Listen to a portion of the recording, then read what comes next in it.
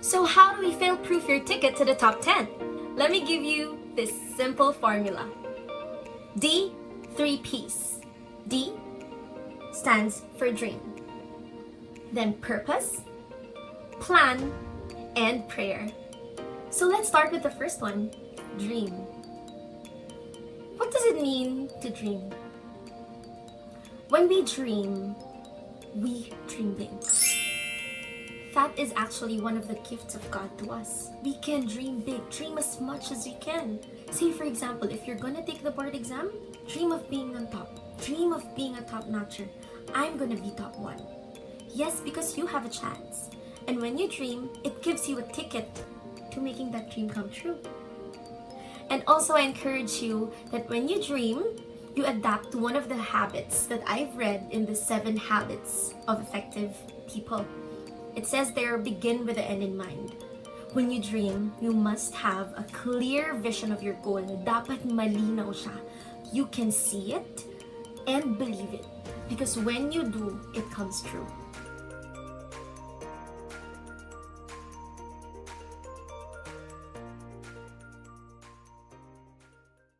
Let's now go to the second one, purpose. After you dream, you look for a purpose. Find your why.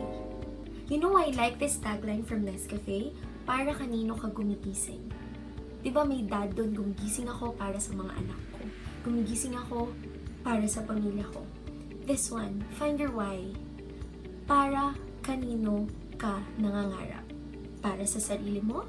Yes, that could be. It could be for your parents. It could be for your lola, for your lola. And then cling on to that why. Because that why will give you the drive, will give you the motivation.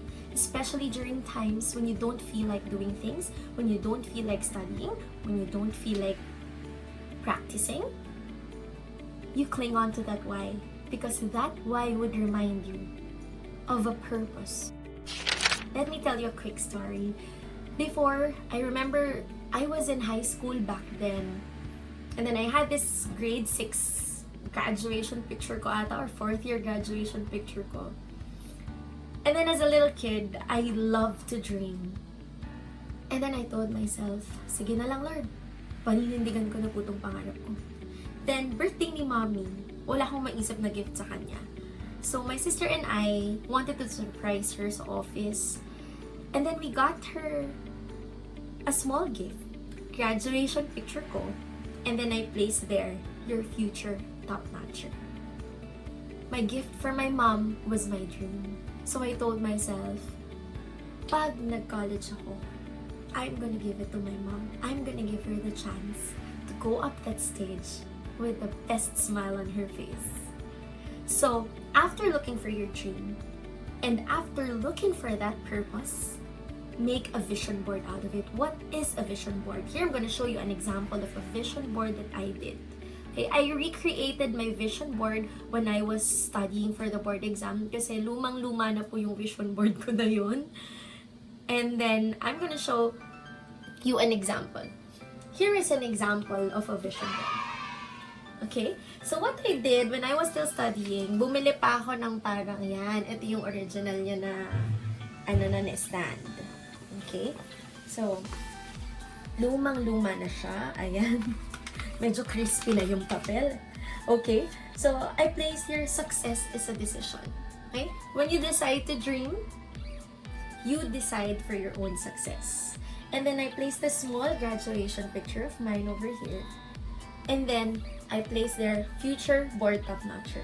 Para kay mama, mom, at dad. So, I place this on top of my table while I'm studying to remind me, to give me the drive and inspiration why I wanted to become a top-notcher.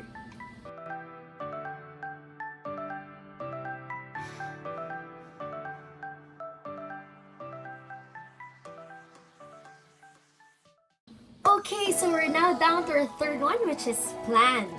I believe in this saying, if you fail to plan, then you plan to fail. Sounds scary, right? So when you have this concrete dream, you must also be specific in your plans. This part is actually crucial. It's very critical because your plan would lead to the execution. Your plan would lead to your future actions. Your plan would lead to your strategy for studying. Okay, let me give you this suggestion on planning. I suggest you do it on a monthly, weekly, and daily basis. So how are we going to do that? One example is get a monthly calendar. Let's go to the monthly first. Get a monthly calendar.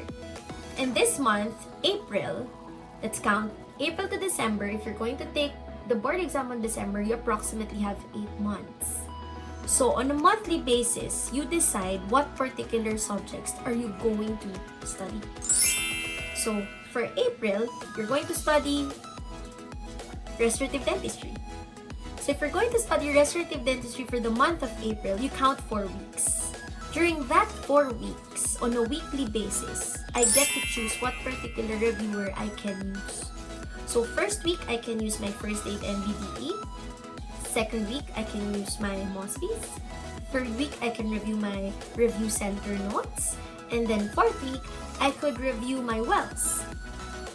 So after deciding on a monthly and on a weekly basis, you can now decide your daily schedule. For your daily schedule, you pick one topic per subject in that particular reviewer that you're using. So you won't get derailed. Because if you do it on a monthly, weekly, and daily, it's too specific that you would be able to review smoothly. To sum up our strategy for planning, first is you select a particular subject for this month. Example is operative dentistry. And then get a weekly schedule. First, second, third, and fourth are for different types of reviewers. And then on a daily basis, decide on what particular topic of that subject are you going to tackle about or study about. Say for example, the summary of this would be, for today, I'm going to study hand instruments under operative dentistry using my NBDE first aid. So still under plan is my secret recipe. I call it my 24K magic formula. Why is it 24K? 24 karat because I see time as gold. So my 24K magic formula is 8 hours for sleeping, 8 to 10 hours for studying, 3 hours for food breaks, and then 3 hours for free time. So let me share with you my 24K magic formula before. So this has been tried and tested. This is my own schedule. So here it goes. I usually start my day at 5 a.m. for a mass. And then at 6 a.m., I do a quick workout. If I finish at 6:30, I wash up and eat breakfast at 7. And then at 8 sharp, I already study. So I give 4 hours in the morning, eat lunch at 12. And if I finish lunch early, I get to watch one episode of my favorite TV show. And then I study straight from 1 to 7. I do hard stop at 7, I eat dinner, and it's all free time until 9 p.m. And now we're down to the fourth P, which is the most important of all. It's prayer. I'm going to share with you my favorite verse or my life verse when I was still studying for the board exam. It's Matthew chapter 7, verse 7 to 8. It's about ask, seek, and knock. Ask and it will be given to you. Seek and you will find. Knock and the door will be open to you. For everyone who asks receives, the one who seeks finds, and to the one who knocks the door will be open. Yes, and when we pray, I encourage you to pray not just because you are asking, but because you have this faith that your dream would come true and that we have a God that is faithful. And before we end today's episode, I just want to share with you my road to top 10 story and why anyone could dream and make their dreams come true. When I was still studying, I wasn't the smartest in class. I wasn't the brightest one. But then I had this strong dream and I just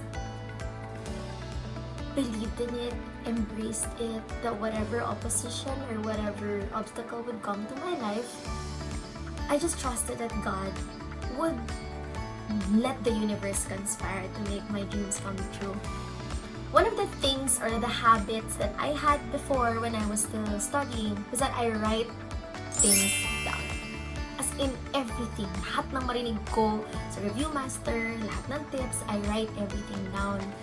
And I just want to share with you this excerpt from a book I read from Judy Ho. It says, studies have shown that people learn and remember more when they handwrite their notes rather than type them. When we are writing by hand, we have to slow down a bit because we cannot write as fast as we type. Slowing down helps us to process things a bit more thoughtfully and integrate what's important about the material as we write.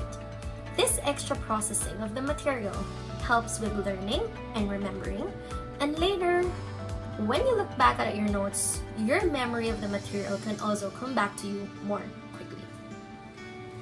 This is actually the reason why when we take exams, di ba may nare-remember kayo na parang andito yun eh, andito sa part yun ng reviewer ko, na-encircle ko yun, na-highlight ko yun ng yellow.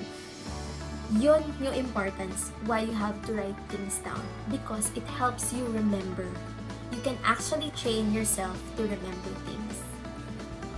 And lastly, when you encounter difficulty and obstacles, just remember that God will send you the right people. He will send you miracles through people that you need. Pwedeng masarahan ka ng review center na gusto mo. Pwedeng may managinip na babagsak ka sa board exam. Pwedeng mangyari lahat yun. But just cling on to your faith.